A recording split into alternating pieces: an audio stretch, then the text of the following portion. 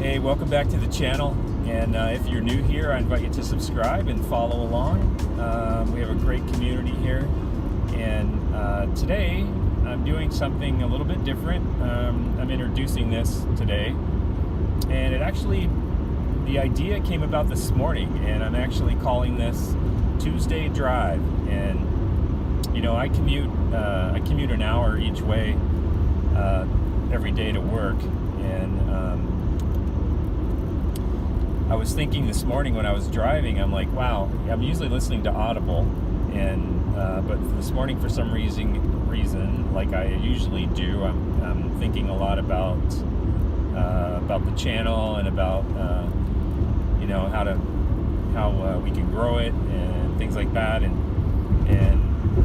one of the things that I've been really desiring to do is just to upload more often. And so on the drive this morning, I started thinking, wow, you know, I've got this whole hour in the car on which I have it every day, but I thought if I could just take one day and pick either going to work in the morning or coming home at night.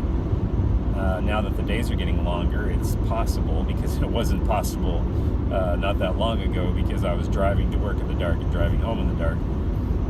That's just the way it is in Michigan. But anyway, so today I just wanted to talk a little bit about a book that I just finished. It was called Mad Enchantment, and it's about Claude Monet. And I have to admit, I haven't really done a lot of studying of Monet. You know, I'm a big post-impressionist fan, and my favorite painter is Pierre Bonnard, a French impressionist, obviously. And my favorite American impressionist is actually T.C. Steele. And if I could say something about that, it's remarkable to me. I mean, I used to always think that, you know, what was happening in France in the late 1800s and early 1900s was actually, you know, quite unique, and sort of like that's where things were originating. But once I discovered Steele, I really found it interesting that he was doing the exact same thing in Brown County, Indiana, that the French Impressionists were doing over in France, and his paintings are fantastic. And if you're not familiar with Steele, I encourage you to look him up, because he's got some great work. But anyway, about this book, you know, Monet had his garden and his house there in Giverny. In it, I learned a lot of things that I didn't really know about him, and you know, all the stuff that he dealt with his eyesight, and how many different, you know, pairs of glasses and surgeries, and all of the things that he tried to do to continue his longevity as a painter. I thought was really something, and I had no idea. You know, you have to wonder. It seems like every time someone's writing about an artist, or even people of that time frame, back in Monet's day, when they would see him dedicate himself to that pond and those lilies and his garden, you know, they always come up with this word like, you know, is that guy, you know, is he mad? And am I mad? I hope not. Maybe it's a possibility. Perhaps someday people will say that about me. Like, can you believe this guy was making YouTube videos and painting and doing all the stuff that he does? He must have been completely mad. And maybe I have my days where I am feeling that way, but not today. So anyway, about the book, you know, I prefer to think of it as you know, his dedication is really there's this book by Eugene Peterson, and the title of it comes to mind when I think about what Monet went through, and it's called A Long Obedience in the Same Direction. And I really like that saying, and I think it applies perfectly to what Monet did. And when you look at these paintings of his, where he painted this pond over and over,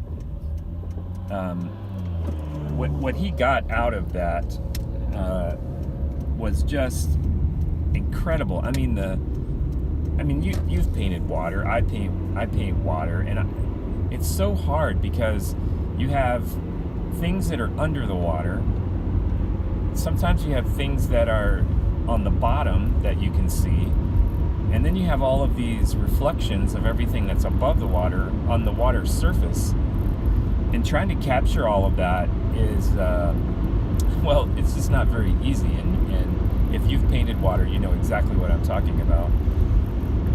But some of his paintings are just so absolutely mesmerizing, because you get a sense of all of those things: the surface, what's below the surface, and the vegetation on top of the surface. And I think it's just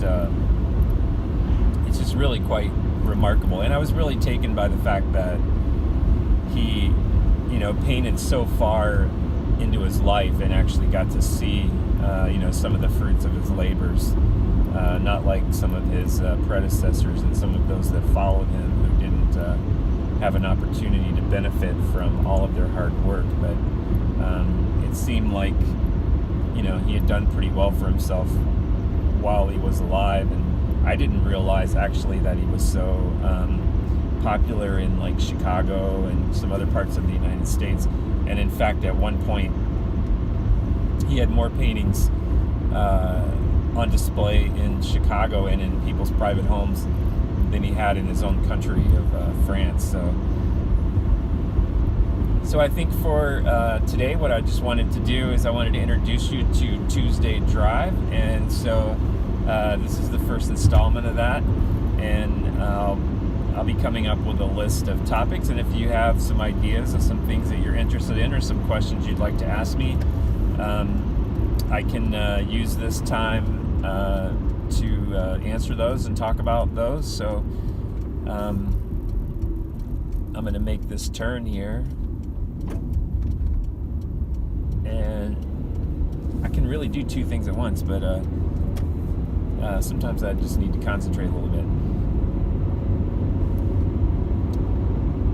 So thanks for coming along today and checking this out, and I hope we can make this really interesting and that you actually enjoy these little segments of Tuesday Drive, and that it's worthwhile. So for now, the sun is setting, and I'm headed home, and I will catch you later.